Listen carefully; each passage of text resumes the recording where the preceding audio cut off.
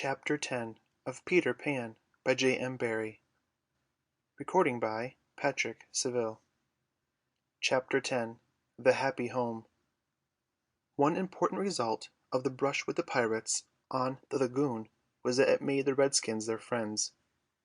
Peter had saved Tiger Lily from a dreadful fate, and now there was nothing she and her braves would not do for him. All night they sat above, keeping watch over the home under the ground and awaiting the big attack by the pirates, which obviously could not be much longer delayed. Even by day they hung about, smoking the pipe of peace, and looking almost as if they wanted tidbits to eat. They called Peter the Great White Father, prostrating themselves before him, and he liked this tremendously, so that it was not really good for him. Footnote: prostrating, lying down. End footnote. "The Great White Father," he would say to them in a very lordly manner, as they grovelled at his feet, "is glad to see the pickaninny warriors protecting his wigwam from the pirates." "Me, Tiger Lily," that lovely creature would reply. "Peter Pan save me. Me is velly nice friend. Me no let pirates hurt him." She was far too pretty to cringe in this way, but Peter thought it his due, and he would answer condescendingly, "It is good. Peter Pan has spoken." Always when he said, "Peter Pan has spoken," it meant that they must now shut up, and they accepted it humbly in that spirit. But they were by no means so respectful to the other boys, whom they looked upon as just ordinary braves. They said "How do" to them, and things like that, and what annoyed the boys was that Peter seemed to think this was all right. Secretly Wendy sympathized with them a little, but she was far too loyal a housewife to listen to any complaints against father. "Father knows best," she always said, whatever her private opinion must be. Her private opinion was that the redskins should not call her a squaw. We have now reached the evening that was to be known among them as the Night of Nights, because of its adventures and their upshot.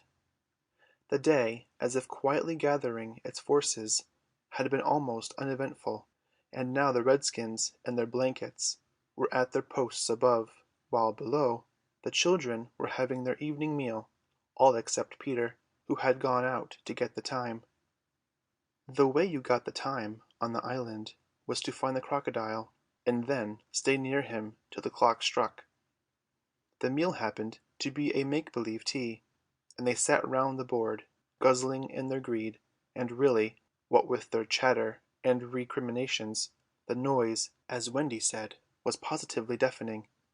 To be sure, she did not mind noise, but she simply would not have them grabbing things, and then excusing themselves by saying that Tootles had pushed their elbow.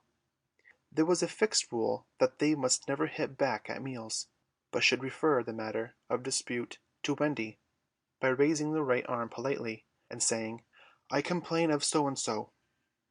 But what usually happened was that they forgot to do this, or did it too much. "Silence!" cried Wendy for the 20th time. She had told them that they were not all to speak at once. "Is your mug empty, Slightly darling?" "Not quite empty, mummy," Slightly said, after looking into an imaginary mug. "He hasn't even begun to drink his milk," Nibs interposed. This was telling, and Slightly seized his chance. "I complain of Nibs," he cried promptly. John, however, had held up his hand first. "Well, John?" "May I sit in Peter's chair, as he is not here?" "Sit in father's chair, John?" Wendy was scandalized. "Certainly not." "He is not really our father," John answered. "He didn't even know how a father does till I showed him." This was grumbling. "We complain of John," cried the twins. Tootles held up his hand. He was so much the humblest of them, indeed he was the only humble one, that Wendy was specially gentle with him. "I don't suppose," Tootles said diffidently, "that I could be father." Footnote: diffidently, bashfully or timidly. End footnote. "No, Tootles." Once Tootles began, which was not very often, he had a silly way of going on. "As I can't be father," he said heavily, "I don't suppose, Michael, you would let me be baby?" "No, I won't," Michael rapped out. He was already in his basket. "As I can't be baby," Toodles said, getting heavier and heavier and heavier, "do you think I could be a twin?" "No, indeed," replied the twins. "It's awfully difficult to be a twin." "As I can't be anything important," said Toodles, "would any of you like to see me do a trick?" "No," they all replied. Then at last he stopped. "I hadn't really any hope," he said. The hateful telling broke out again. "Slightly is coughing on the table." "The twins began with cheesecakes." "Curly is taking both butter and honey." "Nibs is speaking with his mouth full." "I complain of the twins." "I complain of Curly." "I complain of Nibs." Oh dear," cried Wendy. "I'm sure I sometimes think that spinsters are to be envied." She told them to clear away, and sat down to her work-basket, a heavy load of stockings, and every knee with a hole in it as usual. "Wendy," remonstrated Michael, "I'm too big for a cradle." Remonstrated, scolded. "I must have somebody in a cradle," she said almost tartly, "and you are the littlest. A cradle is such a nice homely thing to have about a house." While she sewed they played about her. Such a group of happy faces and dancing limbs, lit up by that romantic fire. It had become a very familiar scene, this, in the home under the ground, but we are looking on it for the last time. There was a step above, and Wendy, you may be sure, was the first to recognize it. "Children, I hear your father's step. He likes you to meet him at the door." Above, the redskins crouched before Peter. "Watch well, braves. I have spoken." And then, as so often before, the gay children dragged him from his tree. As so often before, but never again. He had brought nuts for the boys, as well as the correct time for Wendy. "Peter, you just spoil them, you know," Wendy simpered. Simpered, exaggerated a smile. "Ah, old lady," said Peter, hanging up his gun. "It was me told him mothers are called old lady," Michael whispered to Curly. "I complain of Michael," said Curly instantly. The first twin came to Peter. "Father, we want to dance." "Dance away, my little man," said Peter, who was in high good humor. "But we want you to dance." Peter was really the best dancer among them, but he pretended to be scandalized. "Me? My old bones would rattle." "And Mummy too." "What?" cried Wendy. "The mother of such an armful dance?" "But on a Saturday night," Slightly insinuated. It was not really Saturday night, at least it may have been, for they had long lost count of the days. But always, if they wanted to do anything special, they said this was Saturday night, and then they did it.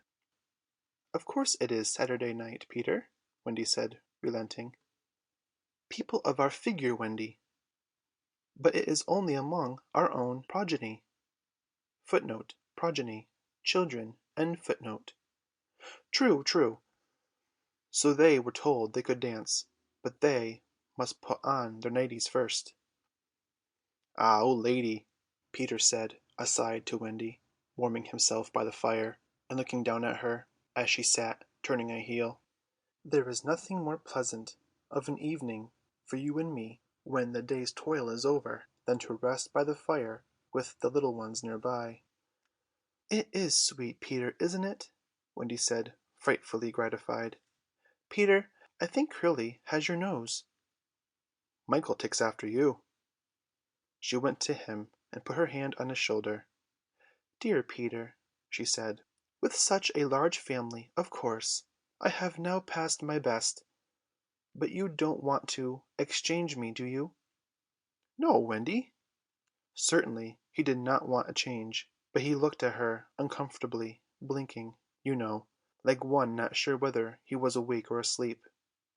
"Peter, what is it?" "I was just thinking," he said, a little scared. "It is only make-believe, isn't it? That I am their father?" "Oh, yes," said Wendy primly. Primly, formally, and properly. "You see," he continued apologetically, "it would make me seem so old to be their real father." "But they are ours, Peter, yours and mine." "But not really, Wendy?" he asked anxiously. "Not if you don't wish it," she replied, and she distinctly heard his sigh of relief. "Peter," she asked, trying to speak firmly, "what are your exact feelings about me?" "Those of a devoted son, Wendy." "I thought so," she said, and went and sat by herself at the extreme end of the room. "You are so queer," he said, frankly puzzled, "and Tiger Lily is just the same.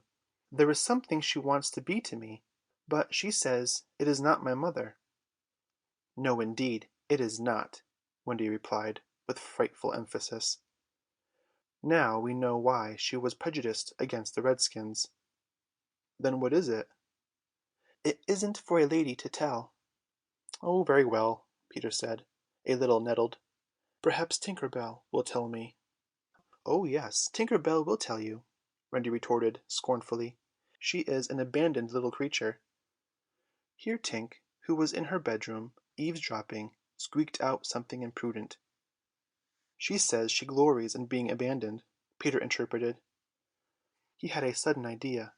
"Perhaps Tink wants to be my mother." "You silly ass!" cried Tinker Bell in a passion. She had said it so often that Wendy needed no translation. "I almost agree with her," Wendy snapped.